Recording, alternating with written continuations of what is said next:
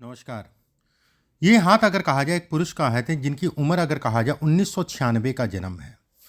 96 के हिसाब से अगर कहें तो लगभग 30 साल की इनके आसपास की इनकी उम्र है। क्या कहता है इनका हाथ, किस तरीके से हाथ देखा जाता है, कौन सी रेखाएं किन चीज़ों को दिखाती है, उन सभी चीज़ों पे चर्चा करेंगे।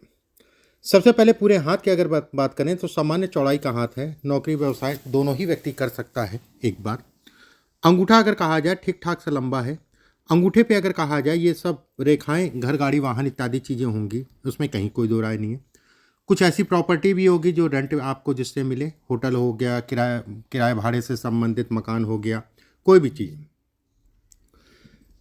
गुरु की उंगली अगर कहा जाए, तीसरा पर्व लंबा है, जीवन में धन आएगा। दूसरा पर्व छोटा है, उस धन को किसी के साथ साझेदारी में मत काम करिएगा, नहीं तो नुकसान हो जाएगा। यहाँ पर एक रेखा ऐसे में कहा जाएगा आंतरिक ऊर्जा में कमी को दिखाता है। पहला पर्व अगर कहा जाए सामान्य है, फिर भी अपने पेट का खान पान का ध्यान रखा करिए। एक बार शनि की उंगली अगर कहा जाए, तीसरा पर्व मेहनत को दिखाता है, बहुत अच्छा है। दूसरा पर्व अगर कहा जाए, जैसे आपके पास धन नहीं रुकता और ना ही रुकेगा। खर्चे ऐसे लोगों के बहुत ज़्यादा होते हैं, जितना भी पैसा आता है उसको कहीं ना कहीं उड़ा देते हैं। तो इसके लिए सबसे अच्छा विकल्प ये है कि अपने पास धन ना रखें, या फिर जब भी थोड़ा मोड़ा धन इधर उधर से हो तो उसको कहीं ना कहीं गोल्ड में लगा दें, किसी भी चीज़ में जो है उसका संचय करते हैं। पहला पर्व अगर कहा जाए सामान्य। सूर्य की उंगली अगर कहा जाए लंबी। तीसरा पर्व अगर कहा जाए यश प्रतिष्ठा इत्यादि चीज़ों को दिखाता है। ये वाला पर्व अगर कहा जाए तो कहीं ना कहीं यश में मिलने में थोड़ा सा दिक्कत आती है। पहला पर्व अगर कहें शारीरिक ऊर्जा को दिखाता है, जो कि ठीक है। बुध की उंगली अगर कहा जाए शॉर्ट है। एक बात, बुध की उंगली का ये पर्व अगर कहा जाए तो व्यवसाय से संबंधित चीज़ें, ये पर्व अगर कहा जाए तो कहीं ना कहीं पार्टनरशिप से संबंधित चीज़ों के लिए खराब है। ये हिस्सा अगर कहें तो धन के दृष्टिकोण से बहुत अच्छा है, नो डाउट।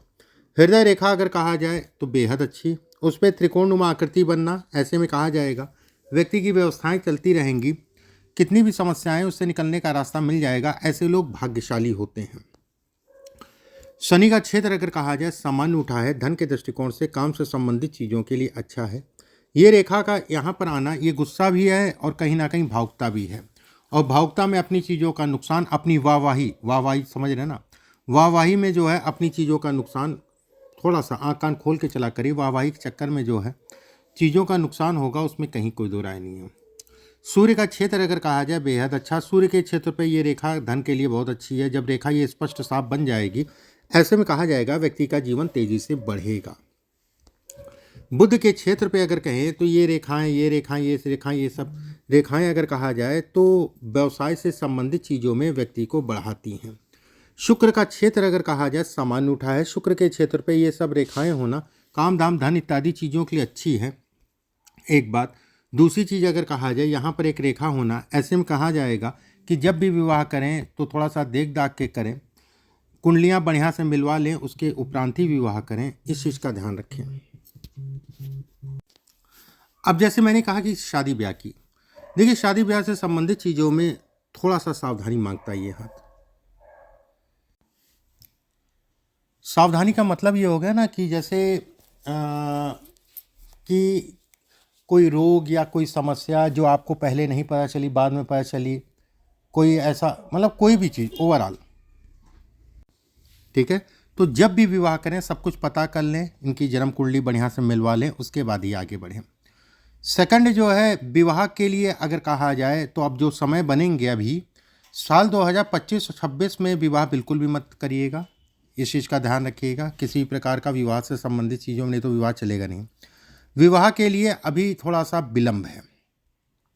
विवाह के लिए अगर कहा जाए एक समय बनेगा साल 2027 का, अगर इस टाइम में आप चाहते हैं तो विवाह कर लीजिए, नहीं तो फिर चला जाएगा 2032 में, नहीं तो चला जाएगा 2032 में। जीवन रेखा अगर कहा जाए ठीक है, जीवन रेखा से एक रेखा निकल रही है, ऐसे में कहा जाएगा कुछ ऐसी काम होंगे जो पिता के पक्ष से व्यक्ति को लाभ मिलेगा, पिता के काम को बढ़ाएगा, पिता से संबंधित चीज़ों में लाभ मिलेगा। एक बात, मस्तिष्क रेखा लंबी है, मेहनत करनी पड़ेगी, उसका परिणाम मिलता है, ऐसा कुछ नहीं है। ये अगर कहा जाए मछली नुमा साइन अगर कहें, धन के दृष्टिकोण से बेहद अच्छा है। ये विवाह से संबंधित चीज़ों में बाधाएं और तनाव को दिखाता है। यहाँ पर एक रेखा होने का मतलब चिंताओं को ये इंगित करता है, वाद विवाद कोर्ट कचहरी इन सब चक्करों को भी ये इंगित करता है। सावधानी रखिएगा जब भी विवाह करिए। वैसे भी आपको जो है कोई भी वाद विवाद कोर्ट कचहरी से अपने आप को बचा के चलना है, एक बात। सेकंड, इसके आगे अगर देखा जाए तो दोहरी फाड़ में रेखा है, ऐसे में कहा जाएगा दोहरे माध्यमों से धन की प्राप्ति। मस्तिष्क रेखा के ऊपर त्रिकोण बनना, ये त्रिकोण अगर कहा जाए तो अभी थोड़ा विलम्ब है इसमें। जैसे 30 साल की आयु है, इसका मुख्य रूप से रिजल्ट आपको 38 साल की आयु से 45 साल की आयु के बीच में मिलेगा। सेकंड, इस हाथ के हिसाब से अगर मैं कहूँ तो जैसे ये जीवन रेखा नीचे से 2 फाड़ हो गई, काम धाम से संबंधित चीज़ों के लिए अच्छी है। ये रेखा अगर कहा जाए केतु के क्षेत्र पे क्रॉस हो रही है, मानसिक रूप से शारीरिक रूप से ये उतार चढ़ाव को दिखाती है। ऐसे लोगों को लीवर की समस्या और पेट से संबंधित समस्या होती है। हमेशा अपने खान पान का ध्यान रखिए, खान पान की व्यवस्थाएं देख दाख के चलिए। इसके बाद जैसे आपके हाथ में अगर कहें तो देखिए पॉजिटिव रेखाएं बहुत सारी हैं, ठीक है, उसमें कहीं कोई दो राय नहीं है काम धाम के लिए। लेकिन मुख्य रूप से अगर कहा जाए, जैसे कहा जाए मुख्य रूप से जीवन अगर कहा जाए 30 के बाद 31 के बाद से शुरू होगा, एक बात। दूसरी चीज जो है साल 2025 और 26 में थोड़ा घर परिवार में शरीर स्वास्थ्य पर असर पड़ेगा। वाहन गाड़ी आराम से चलाइएगा, अपने भी स्वास्थ्य का आपको ध्यान रखना है। 27, 28, 29 आपके लिए ठीक है, उसमें कहीं कोई दो राय नहीं है। 29, 30 अगर कहा जाए तो विवाह या वैवाहिक जीवन से संबंधित चीज़ों में थोड़ा सा डिस्टर्ब करेगा, एक बार। सेकंड, इसमें अगर कहा जाए तो किसी भी प्रकार की जीवन में कभी भी पार्टनरशिप में बाहर वाले लोगों के साथ काम मत करिएगा। पिता मुख्य रूप से भाग्य हैं। जमीन से संबंधित कार्य हो गया, होटल इंडस्ट्रीज, खाने पीने से संबंधित काम हो गया, उसके अलावा किराए भाड़े से संबंधित कार्य हो गया, ये सब कार्य आपके लिए अच्छे हैं। धन अगर कहा जाए ओवरऑल लाइफ की अगर मैं बात करूं, धन से संबंधित दिक्कत नहीं है, व्यवस्थाएं आपकी चलती रहेंगी, उसमें कहीं कोई दो राय नहीं।